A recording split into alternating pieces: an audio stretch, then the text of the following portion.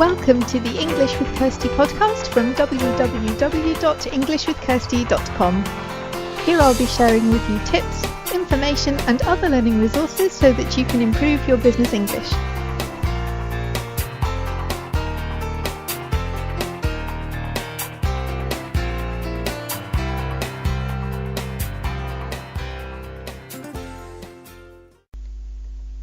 And welcome to episode 125 of the English with Kirsty podcast. And today we are going to talk about pronunciation and specifically letters that you don't pronounce, because sometimes you can have a group of letters in English and there are about 5 different ways to pronounce them depending on what word it's in. But sometimes the letters aren't pronounced at all, and if you do pronounce them, a native speaker might take a minute to think, what did you say? Because we don't expect that letter to be pronounced. And often when we talk about these letters, we think of the letter K. You know, like at the beginning of words, we have words like know, like I know this is the right answer. It's not I can know, it's I know, because this K sound is silent. And sometimes it happens with a C, like you talk about scissors or science. It's not skizzers and science, it's scissors and science. It's like that C isn't there.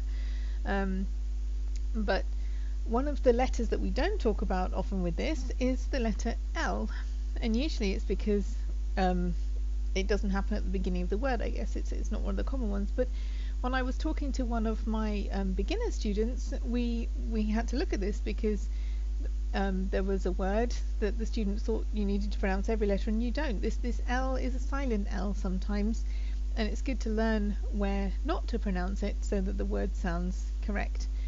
And there are some exceptions to this rule. You know, most of the time we do pronounce the letter L, but there are quite a few quite important words where we don't need it.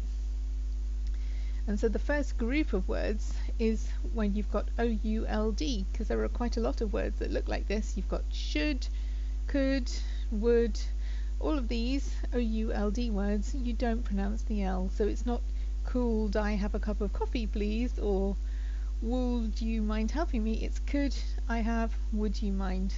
So it's like that L isn't there at all. But we always, when you're writing it, you do need to put the L there, but when you're pronouncing it, you don't. Unfortunately, there are a couple of O-U-L-D words where you do pronounce the L. So like shoulder, like if somebody's shoulder hurts because they've been carrying too much, or even hopefully not something you come across, but mold. You know, when bread has been around for too long and you can't eat it anymore, it's moldy. There you do need to pronounce the L, but with words like could and should and would, you don't, because it's a silent L.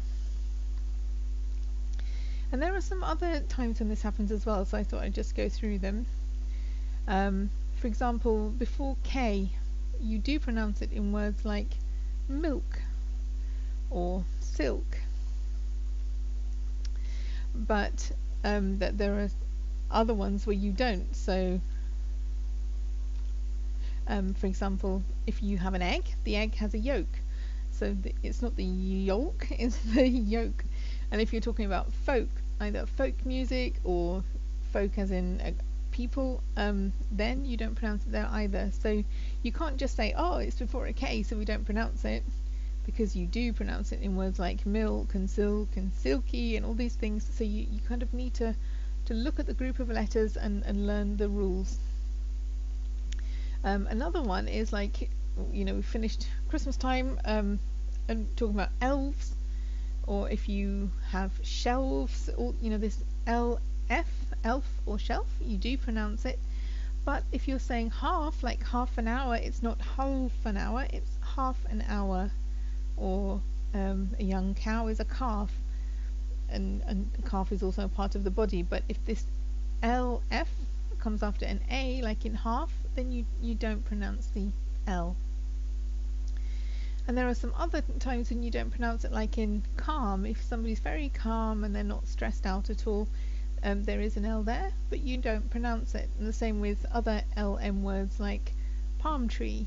It's not a palm tree, it's a palm tree. So they're just a few examples, and looking at the letter L. Let me know if you would like to look at other pronunciation tips like silent letters, or when you pronounce words in different ways, because sometimes there are rules, but sometimes there are rules with exceptions, and obviously you can't learn every word that there is, but it's good to know some of the more common ones, because words like would and should and shoulder are quite common, and you pronounce them in different ways. So there is a place where you can write to me on the show notes page. So if you want to find this show notes page online, and also I talked about this particular topic in a blog post, so I'll link the blog post to this episode show note page. And so if you want to find that, you go to englishwithkirsty.com/podcast/episode 125. And there you can have a look at the examples written down if you want to do that, because they're in the blog post. You can send me a message if you want to talk about anything else that you think it would be helpful that I cover on the podcast, whether that's about pronunciation, vocabulary, business English, language learning, whatever you think it would be good to cover, then do let me know, because I'm interested in what people want to learn about. If you want specific one-to-one training, that is a paid service, but I also offer that, and I'm working with somebody at the moment quite intensively on pronunciation and accent reduction. So if that's something that interests you, then you can also contact me about that from the show notes page. And finally, don't forget that we have a newsletter for English with Kirsty, because this podcast is part of something bigger. It's my English with Kirsty business, and there are other things that I do as well. So there is the blog, and there is the section for teachers who are teaching English, and sometimes I publish information in the newsletter that's only available in the newsletter. It's like extra content for subscribers.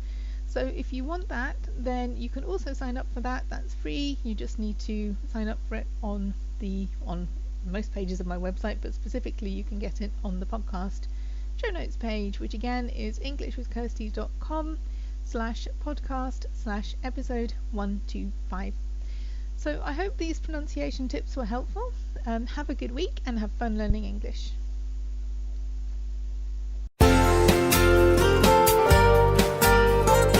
I hope you enjoyed this episode of the English with Kirsty podcast.